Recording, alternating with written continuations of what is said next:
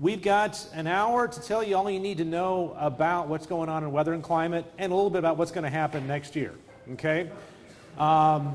Okay, everybody, you had a great growing season, right?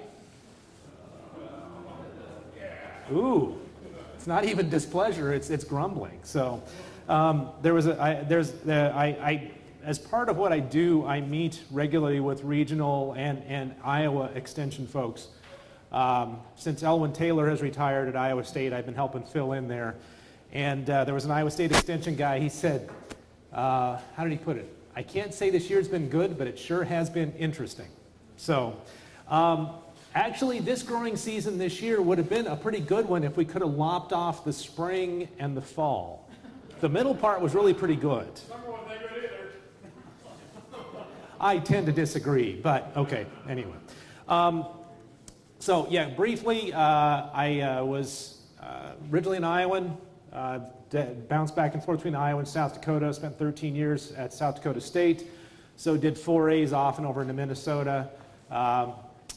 My wife is also from Iowa. I have 4 kids that are spread all over the place and wandering around as they're going on. My career has been about talking about ag and weather issues, ag and weather and climate issues. So that's what we're going to talk about. So let me give you just a brief background on who we are, briefly. I am part of USDA it's the Midwest Climate Hub. The climate hubs were established, well, in February it'll be 6 years ago now, under under Secretary Vilsack. And their goal is basically to work on weather and climate issues in agriculture. You got an issue or two in agriculture with weather and climate, right? Everything's really good. I see some head nods, yes. We are not an agency that has money. Trust me, we don't have money. Or at least our program doesn't have money. We're also not regulatory. We do not have any regulatory actions. Our job is to develop information and deliver information on weather and climate issues for a wide range of crops to help producers stay productive through a changing climate. And we do have a changing climate that's producing a number of issues. We're going to talk about some of those as we go along here.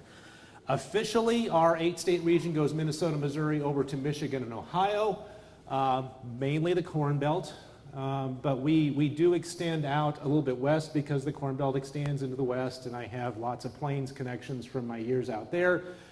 Plus, we do some work in Kentucky because we got Kentucky for a draft choice. Boy, you're a tough crowd. Okay.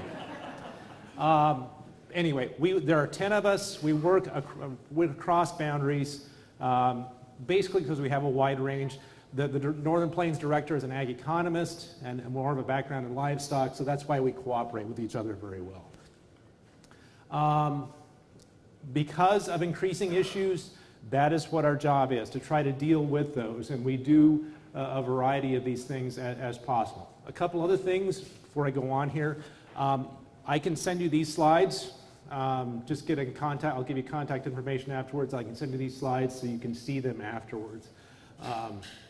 So we can talk about that. And basically, it's to help you understand, our job is to help you understand what's going on, what may be coming, how to deal with those issues, and what you can do to protect yourself and stay productive and reduce our impact on the environment by what we do in agriculture. That's the short version of this. We do work on a wide variety of crops because organics are another one of those that not as much work has been done on. Specialty crops we do work on because a number of specialty crops obviously have weather, there's bigger footprints on them because of weather and climate issues, and the insurance coverage on them sometimes isn't as good as some other ones. I came to realize this several years ago, why the importance of this. Coming up on Thanksgiving, how many like your pumpkin pie? Okay. How many of you know where that pumpkin comes from? What? You grow it. Okay, right there. It comes from her. Thank you. Thank you. All of it comes from her. Oddly enough, 80 to 90% of the canned pumpkin in the country comes from central Illinois, in that one area. It's grown, some grown in other places. And I came to know this because their then state climatologist, who's retired, we were on a call several years ago, and he said, you better get your pumpkin now for Thanksgiving. We said, why? He said, it's going to be in short supply. I think this was 2013 or 2014. They got very wet in July and August, had very bad disease issues in this one area, and pumpkin was in short supply that year, and it went up to, I think, $2 a can or something like that. So I had told my ag econ friends they got to work on their pumpkin futures, their canned pumpkin futures to deal with that. So, but there are very interesting issues and different sets of issues, so we try to work with these folks also. We are a small group of folks. There are 3 full-time folks, myself, our coordinator, and we have a postdoc fellow, and then we have a person from NRCS who works with us as a liaison. That changes on a year-to-year basis. So we have to work with partners. We work with our USDA partners, we work with land grant partners. Anybody who's willing to work with us to help develop information, we are happy to work with them, and that's what we try to do. And then you are part of our stakeholders, trying to deliver information to folks and help make use of it as much as possible. So, okay, first off, any questions about that? Sorry? How do you get the information? You go to our website, or you listen to me, or actually, here you go. Thank you for that lead-in. We have an email list. We don't spam with a ton of email, but when we get new products put out, we send out an email. Like we have an Outlook product that I have to go back and write that Outlook today. So if you want to be on our email list, I'll send this around and you can sign up there, okay? We won't share your email with anybody else. We just use it to share information. Then I'll show you our website at the end. So good question. Other questions? Okay. Now, before we start, as we start here, and I do like questions. You get bonus points if you ask questions in class as a former university professor. Are there any questions, or what questions do you have about what's happening right now that you'd like to know more about? How accurate are long-term predictions? I mean, how much accuracy do you get? For how, the question is how? For yearly rainfall, for yearly Okay. temperature. How far? 90 days. Okay. The question was how accurate are longer term outlooks, and we're talking monthly to annual kinds of things. It varies by what's going on. When we have El Nino or La Nina events, our skill level increases. And then there are other times when the skill level is not very good. Also, the further out you go from current, the worse the skill gets. You know, so like at this point, you know, a few day forecasts really are generally pretty good. The 6 to 10 day and 8 to 14 days give you a pretty good idea. Hey, it's going to start getting wetter in the next week, or there's a cold stretch come in the beginning of the month. Once we start getting out that, then the skill starts to fall off, but the trend idea is still there. We are able to provide some skill to say, we can't tell you there's going to be 5 inches of rain next month, but we can say there's a pretty good likelihood it's going to be wetter than average next month. So we can give you some information to work with. We are in what's called La Nada. Nothing. Nothing. There's 3 phases. There's El Nino, there's La Nina, which are the opposite phases, and then there's neutral, which means it's in the middle. And the problem with what's in the middle is that we don't have very much skill at being able to say what's going to happen. So I am going to show you some outlooks for winter into next spring, but I will caveat those with the skill on those. We're not over the top on skill on those, on confidence on those. So. There's lots of different information that we use. I don't do the forecast per se. I work with my colleagues from NOAA, from the Climate Prediction Center. They watch this stuff regularly, so this is an idea of what we do with partnership. NOAA does the outlooks, and they produce these outlooks. And then I say, okay, what does that mean for agriculture? And then we put our agriculture spin on it. What are the potential problems we could see because of that?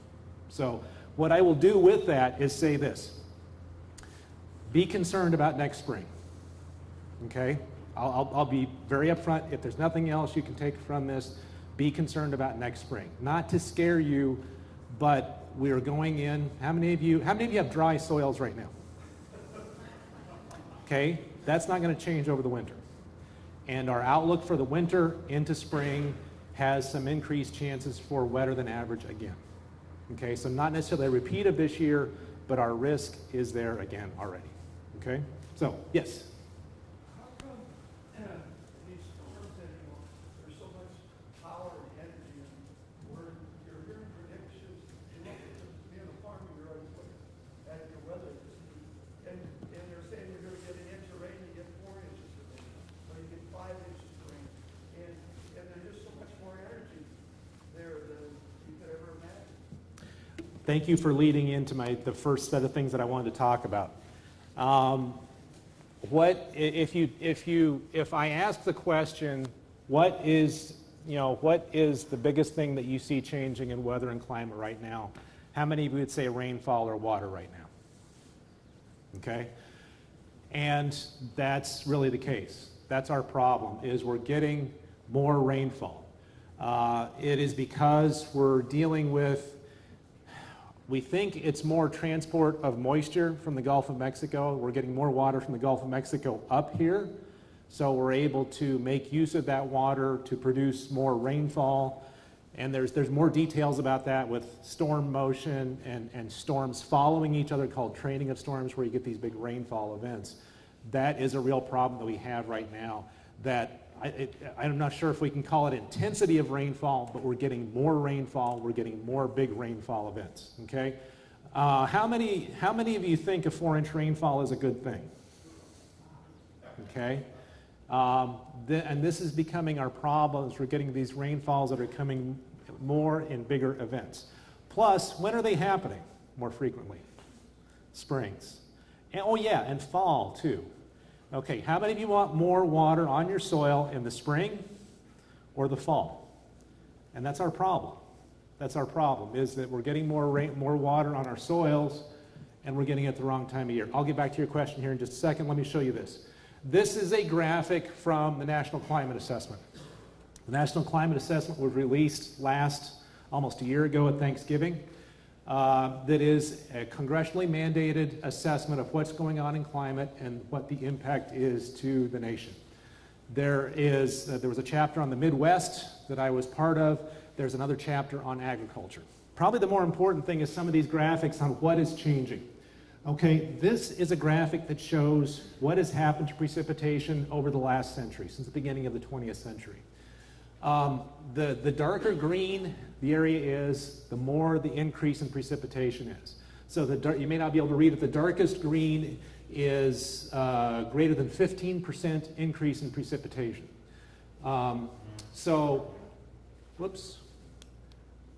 Pretty much clear what's happening. And I keep bumping that, so I've got to get these big thumbs out of the way. More rainfall through the middle part of the country. Up in our area, we are kind of ground zero for the changes in precipitation. For places like South Dakota, where we were somewhat dry, this has not been a bad thing. For a lot of the places, this has been more of a problem to deal with, especially when we look at what's happening seasonally. Winter, December, January, February. Spring, March, April, May. Summer, June, July, August. Fall. You see very dark green, lots of big increases in precipitation, spring, somewhat summer, and fall. It's funny, Iowa shows up as decreasing here. Part of the reason why I looked back at it, there was a period of time in the early 20th century that was wet, so it doesn't look like there was an increase. Iowa's just wet like everybody else is. So, yes, your question.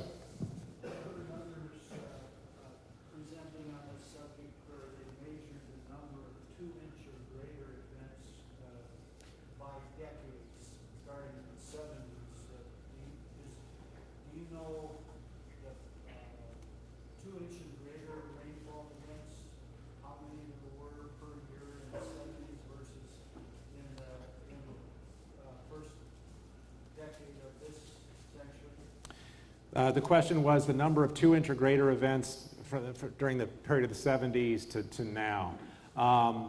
I don't have that off the top of my head, but the frequency of large rainfalls is increasing. Is that a reference point you use, is 2 inches? You can, it varies. Yeah, 2 inches is not a bad one because that's a level that, you know, bigger than 2 inches starts to be a problem. The problem what you get into is if you start making them too large, they don't happen that frequently, so it's hard to compare one decade versus the next decade versus the next decade. So it's not a bad one to compare to. And it depends on locations too and what we're trying to deal with. But yes, more rainfall events, more frequent rainfall events and bigger rainfall events are very much what we're dealing with here. So, yeah. Are the storms moving slower? Is that why they're causing more water because they stay there longer? The question, you know, the question was, are storms moving slower? Part of it is they are moving slower. Part of it is we're seeing more frequent training of storms, which means you have storms in a line that follow along the same path. So you'll get that.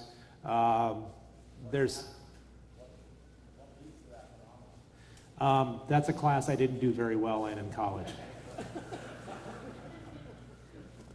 No, it gets into storm scale structure and atmospheric dynamics, and you know, because part of it is when you get training of storms, it means you get storms that are forming in a line and they follow along with the winds in the upper atmosphere that are moving it along the same line.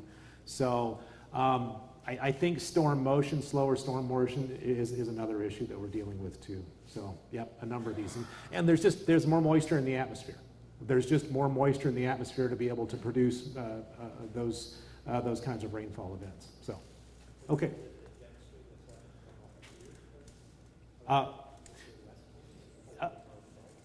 Well, because what it seems to be is you're talking about jets at two different levels. Okay, the question was about the jet stream, and you're talking about jet streams at two different levels. The larger jet stream that moves west to east across the country, there's a lot of work being done with the melting polar ice caps. Is that changing the patterns that they lock into place on a more frequent basis? And that does seem to be the case, that we're locking periods where we get into periods where we just produce storm after storm after storm.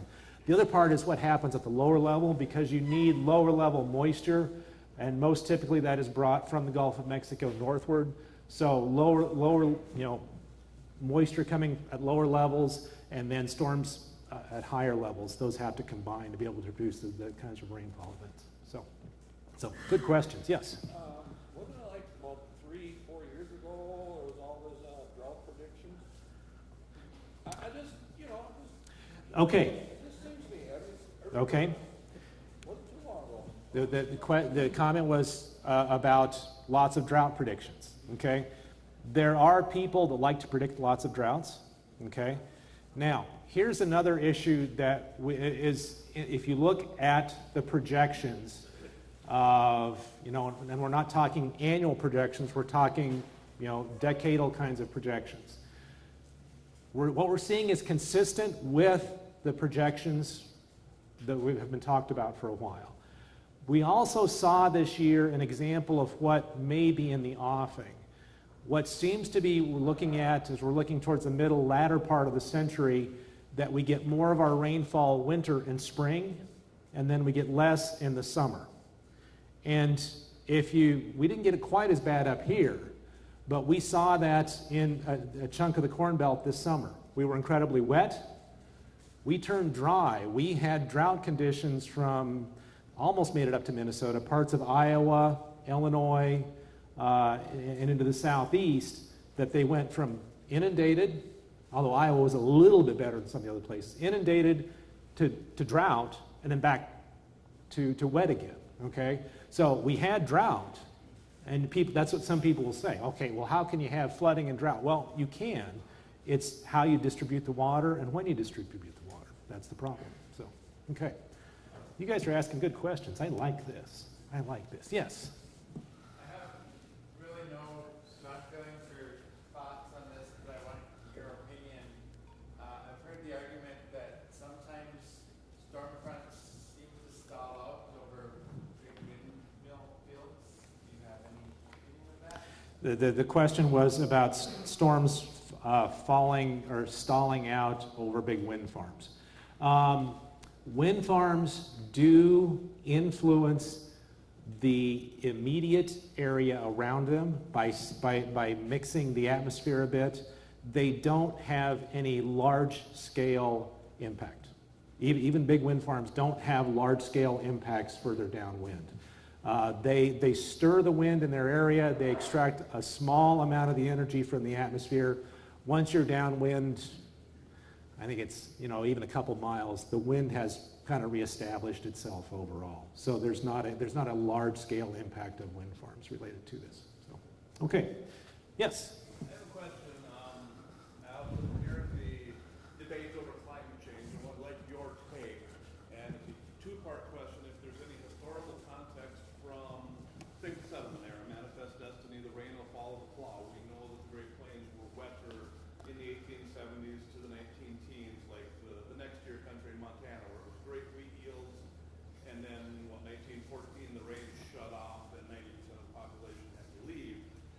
We hear so much on the media hype about oceans rising as climate change, when in reality, my understanding is it's what we're seeing with more moisture in the atmosphere, the more intense storms, like you just stated, we're going to have flooding, drought flooding, depending which county you're in or month to month, that adversely affects the growing season. So what is your take? Am I understanding that correct, or is there a better way to say that? What is climate, the true climate change? You realize I have a half an hour left, that I have to cover a lot of things.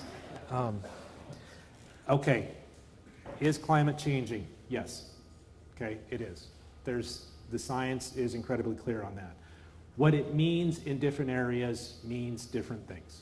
Okay, are oceans rising? Yes. So that is going to capture a lot of attention because it's not only the U.S., globally, I can't remember what the number is. Think about the number of people who live at or near sea level. There's a lot of people live at or near sea level. And that's going to take a lot of money to be dealt with. Okay, our area, what we're seeing is different. Rainfall is our big change here. I'm going to show you a couple other things here that are some issues related to that.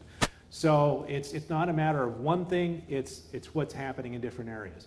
Certain areas are being impacted more severely. We are being impacted by rainfall. If you go up to Canada, especially Alaska, talk to folks in Alaska about what's going on right now. They're melting and having huge issues with permafrost melting and a number of things happening. Anchorage this year had their first 90-degree temperature ever. So we're entering an area that's going to be more of a problem. Okay, so there's a longer conversation here that I can't spend a whole lot of time on. Our issue is how do we get agriculture immediately, how do we deal with agriculture trying to get through this? And that's what we're trying to do. Okay, so, yes? Real quick question. I have some friends that are, they follow Farmer's Almanac and all this stuff, and they project we're going to have huge snow and all this stuff. And I know there's two different Farmer's Almanacs. I know they use, historical data and some other stuff. I've never followed it myself. But being that we got so much change going on, how much weight do they hold? Are they reliable? Okay, question about the Farmer's Almanac. First off, the Farmer's Almanac, they never say what their scheme is. Okay? If you make $150,000 farming but don't tell anybody how you do it, do we trust you? That's part of the problem, is you've got to say what that is. Secondly, if you read the Farmer's Almanac, it's written so that it could, cold with periodic warmth through the winter. Okay, it's written so it could be interpreted a lot of different ways. And there's another state climatologist says the Farmer's Almanac actually has negative skill. You're better by betting against what it says. So I'm a firm believer, tell what we know, tell how we know it and why, and then explain that. So, okay? All right. Boy, open up for questions, and I feel like Phil Donahue. Everybody know Phil Donahue? Yeah. So since we have an idea of where the climate is going, is there an area that we can compare it to so we have something to work with as far as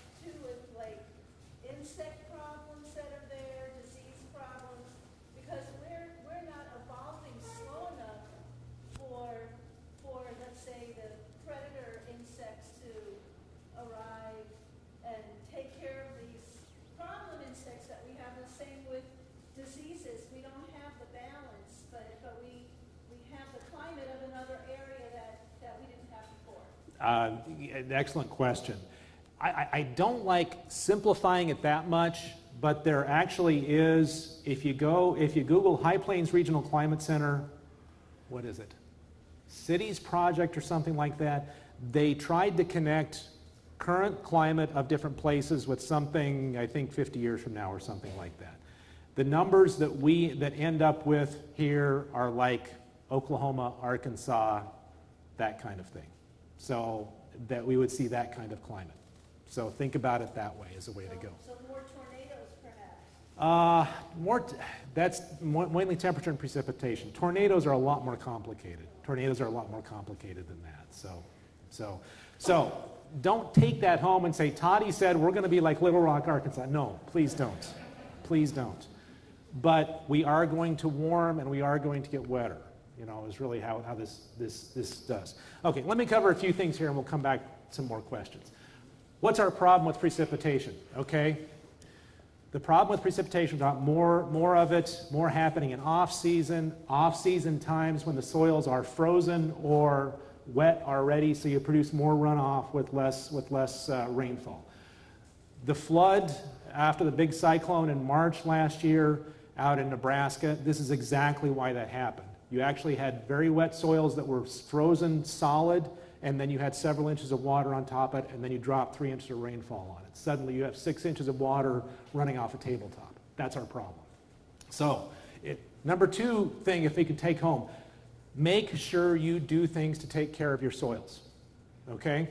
Raise your right hand. I will do things to take care of my soils. Okay? Why? This is our problem. We're losing, if you don't manage your soils, you're losing topsoil, you're losing nutrient value in these same kinds of things. Because things that we maybe used to do that worked don't work anymore because we're getting more rainfall and dealing with wetter soil issues. Okay? Okay. Are we warming up? Yes. Yes, we are. I didn't throw this slide in, but you say, Todey, it's been cold this year. Yes, it has. If I show you a global map, and I should have put this in, it is impressive. There is one bubble across the whole globe, one bubble area across the whole globe that has been cold this year. Middle of North America. Almost everywhere else has been warmer than average this year. Okay? This would take another few minutes to talk about why that is. There is a reason for that happening, but there's been this bubble of cold air over the middle of North America. Everybody else has been warm. Okay? Europe's been warm. Alaska's been warm. Anything. Okay. Again, temperature, it's a seasonal issue. We're warming. More of our warming is occurring in the winter. Is winter warming a good thing or a bad thing? What was that? It's good. I mean, when it's warmer, you don't have to use as much heating. That's good. What does cold weather do for our soils? Freeze thaw, or just freeze. We don't lose nutrient value. What's it do to insects? Kills insects. So there is a reason why cold is good for us up here. We still are going to have cold. That's not going to go away, but more frequently we're going to have warmer periods as this goes along. Now, summer. Look at summer. Okay, Todey says it's getting warmer. Summer is acting very odd for us. Yes, it is acting very odd here. What's happening in summertime? This is Iowa data, not Minnesota data, but if I showed Minnesota, it would look very similar to this. This is from 1895 until the present. This is average highs for each year for May through August. We average May through August over the whole state. The average highs, so you see the Dust Bowl, you see 1998, you see 2012. 2012 was bad, right? You know, compared to the Dust Bowl, no, not so much. What's happening with high temperatures compared to these are overnight lows. What's happening to overnight lows compared to daily highs? Basically, we don't get as warm during the daytime as we used to. We don't have those 100-degree days nearly as much as we used to, okay? But we have more nights that we don't get below 60, more nights we don't get below 70, or the really nasty times we have more nights that don't get below 80. Less frequent, but this is a problem. So we have warm overnights, not as hot during the daytime. It's related to that more moisture in the atmosphere keeps you from warming up during the daytime, keeps you from cooling down at nighttime. Is it good or bad? There's problems both ways here. The extreme episodes are tough on livestock. Warm overnight temperatures are not necessarily good for certain crops. Corn needs to be able to cool down at nighttime. One more thing. God, what is it? I can't remember what it is now. Anyway, warm overnight temperatures are starting to cause, if you stay warm at nighttime, you got a lot of moisture around, what's that do for dew formation? A lot more dew around, hangs around longer, increases your disease issues. So that's part of our problem that we're dealing with here. Okay? Let's bop through these here real quick. Also related to, we're seeing simply more moisture in the atmosphere, connected to those overnight lows. Warmer nights, not as warm in the daytime. High heat index issues, disease potential, livestock stresses are becoming more problem. Maybe we don't lose livestock, although we have had episodes of large livestock loss. Come talk to me about one I heard in Nebraska several years ago that was pretty ugly. Livestock may not gain as well because of the high heat stress conditions. So, okay. Yes? Aren't we creating our own rainforest by covering the ground with all this green? And that's why the heat can't get to the soil. And that's why the heat can't evaporate from the soil either or leave the soil because everything's covered. I live in central Iowa and we create our own sauna. Okay. All right. Part of it's land surface. What's covering the land surface? Cities are a whole different issue because we are absorbing that incoming solar radiation and that heats up around the cities. Okay. Which isn't green, is it? Which isn't green. Amazing that word. Okay. Outside the cities, when you have green cover, it's not necessarily heat because when you have solar radiation that reaches the surface, there's two main things that can happen to it. If it's absorbed at a surface, like a crop or a soil or something like that, two things it can do. It can evaporate water, if there's water there to evaporate or transpire water, and that takes a lot of that energy.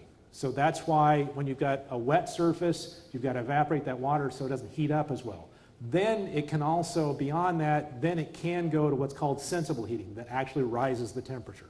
The evaporation uses up a lot of that energy just to evaporate water.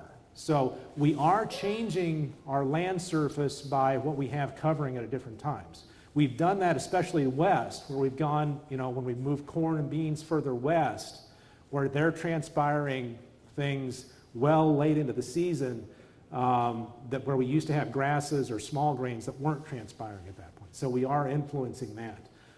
By keeping the ground cover covered, though, if there's water to evaporate, it's going to keep evaporating water, definitely.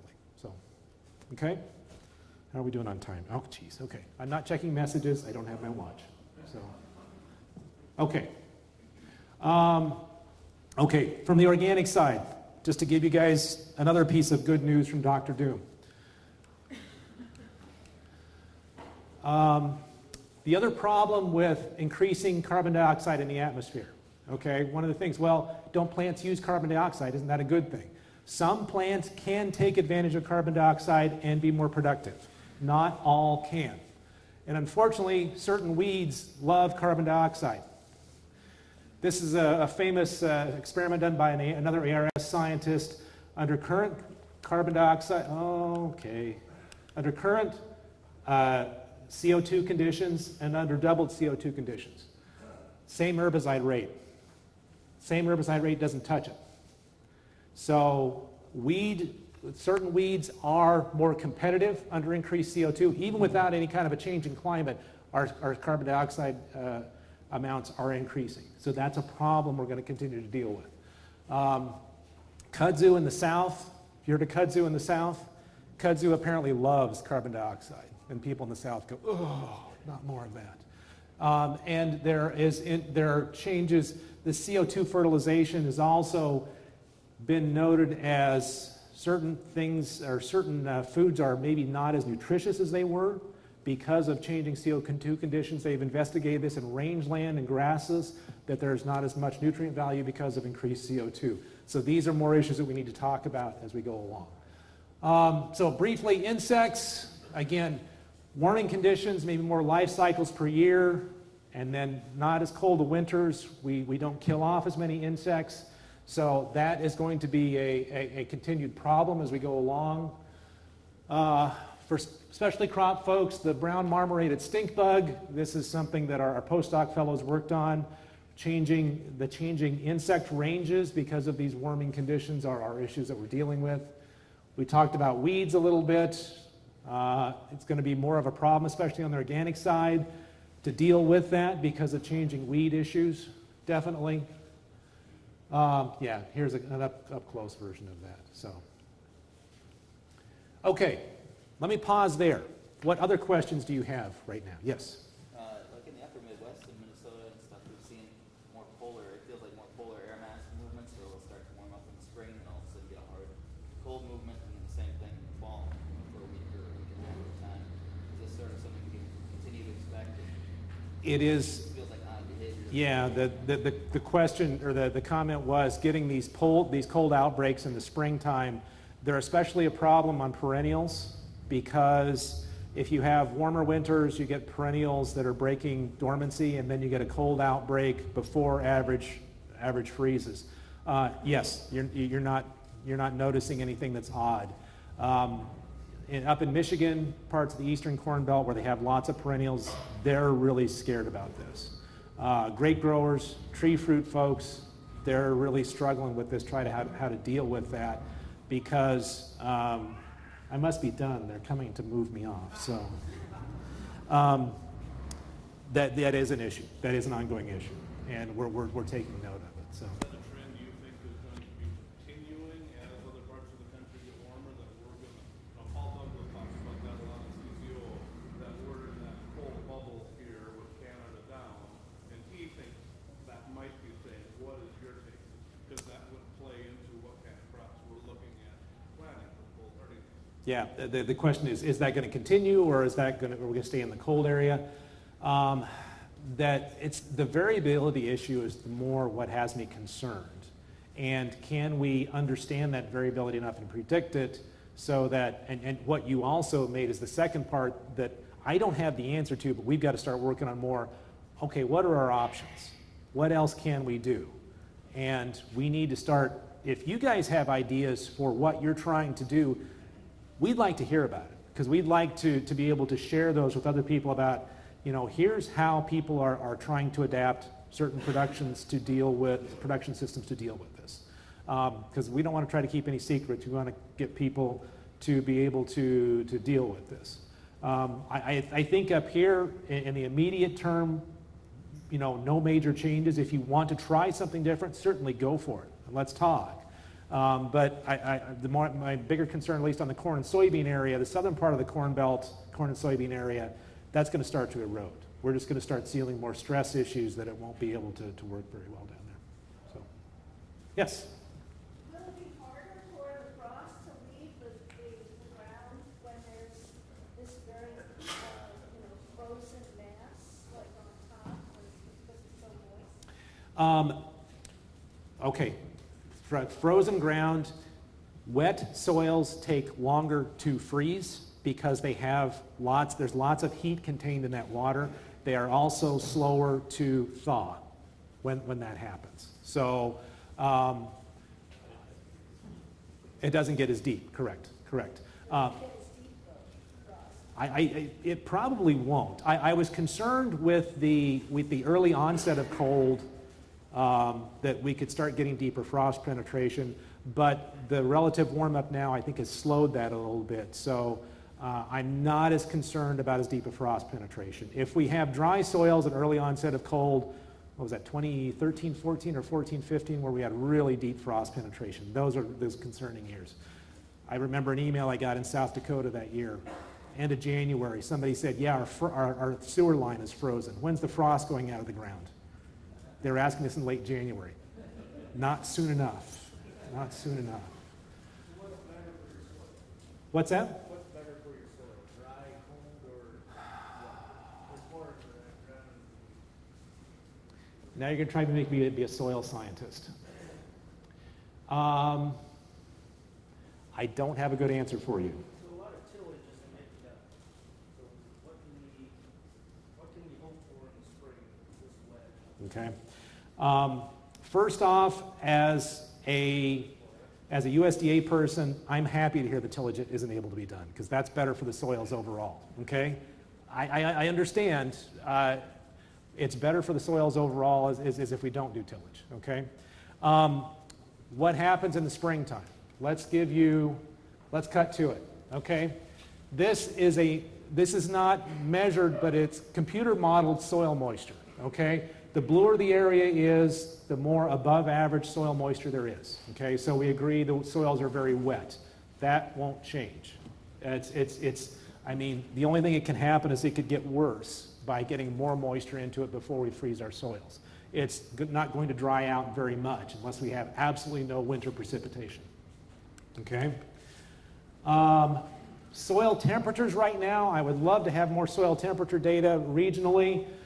There's only a few sites in Minnesota. This is a product of the Midwest Regional Climate Center. The white dots are frozen soils up in North Dakota. They've expanded into South Dakota a little bit periodically, probably into Minnesota just a little bit, but not further down yet. So that's good and bad. We haven't frozen our soils yet. Okay. Related to that, U.S. Drought Monitor. We got no drought in our area. Well, okay, duh. It's reality. Central Plains, we're close, but not too much there. Okay. Now, let's go to the outlooks, real briefly.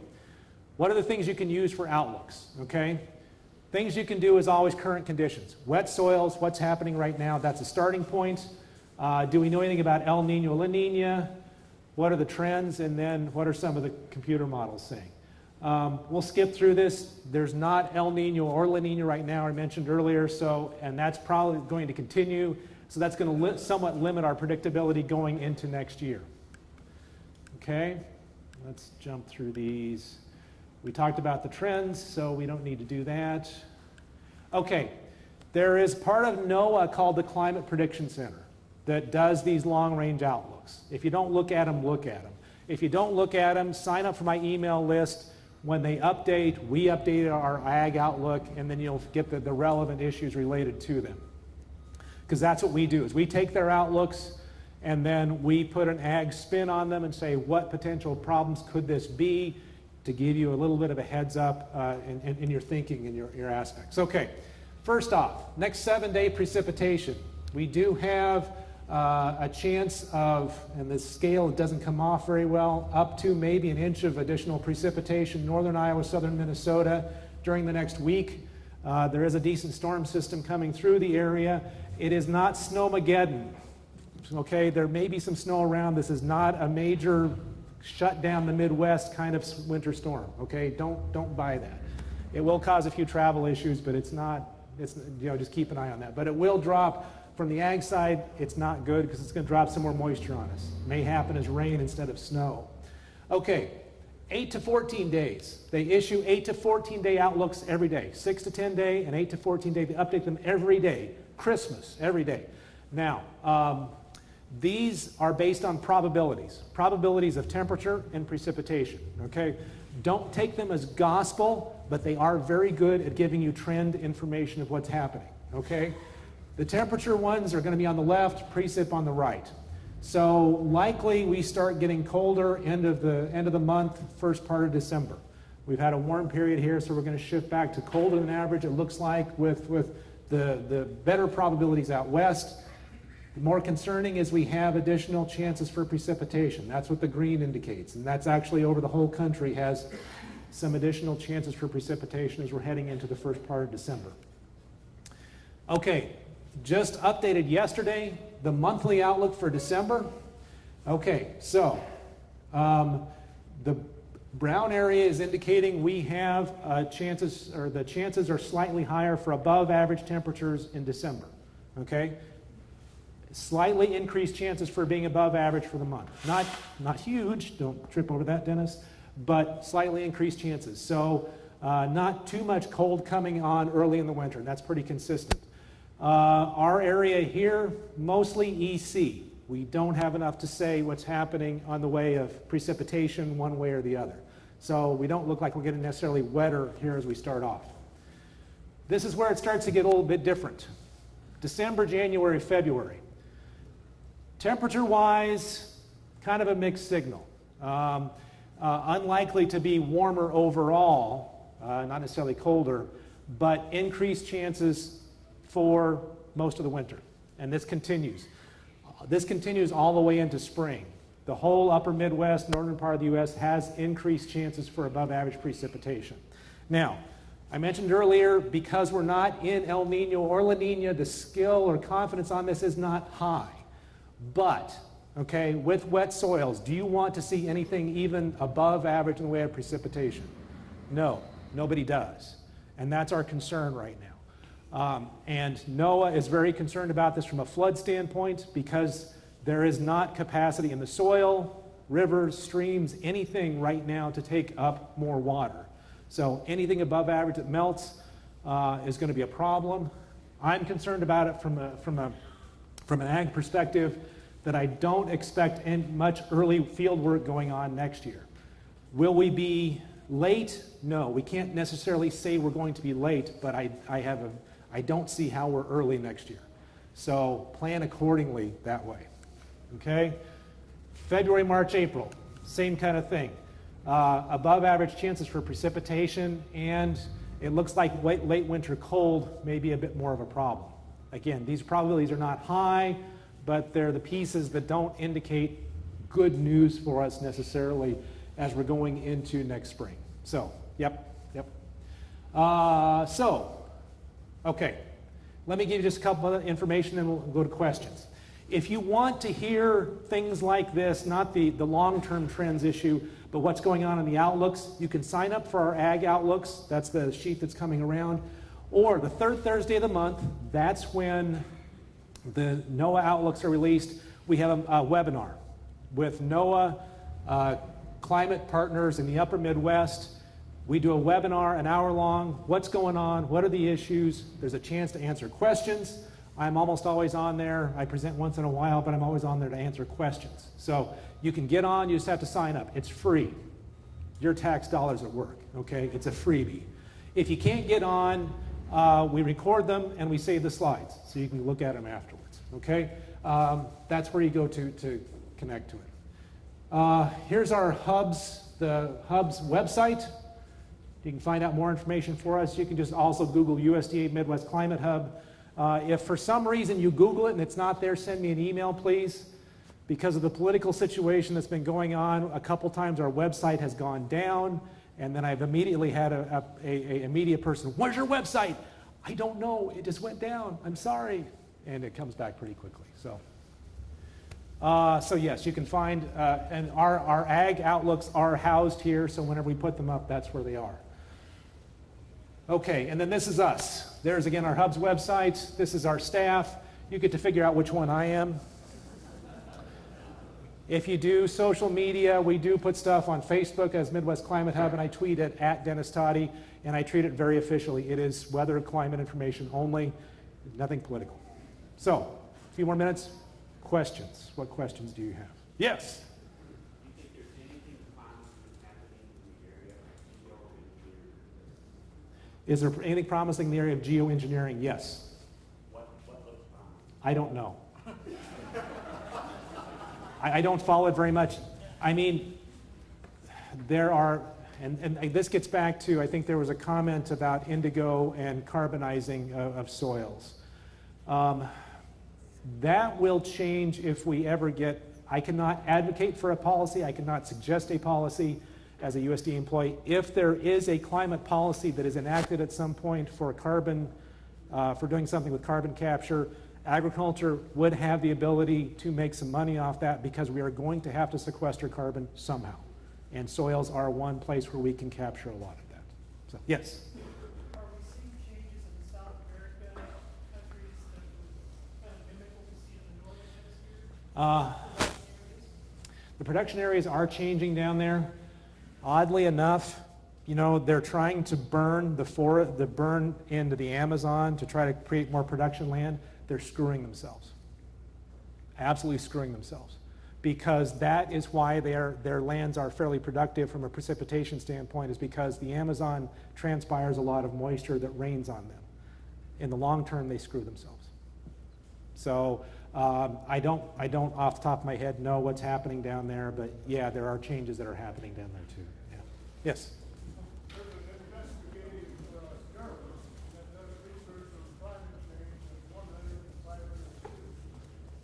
He claims that we're going through a climate change and we're going to have much more rain and snow in dry areas throughout the world. It's going to be wetter, and the wet areas are going to be dry. He's predicting wintertime that we're going to be going through a mini ice age, anywhere from 40 to 80 below zero, to 50 to 100 mile an hour winds.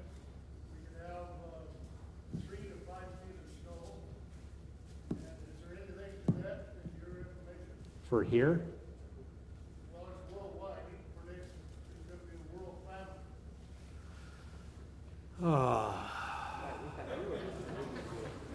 Yes, thank you for, he took the heat off me. He made it sound a lot worse than I'm making it sound. So I got to know who he is and what he's basing off of. David Devine? Okay, I'll have a look and see. Never heard of him. So, okay.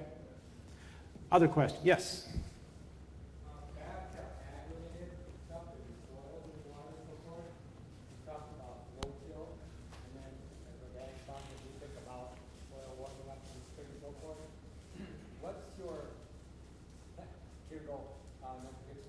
So you take wet soil this time of the year and we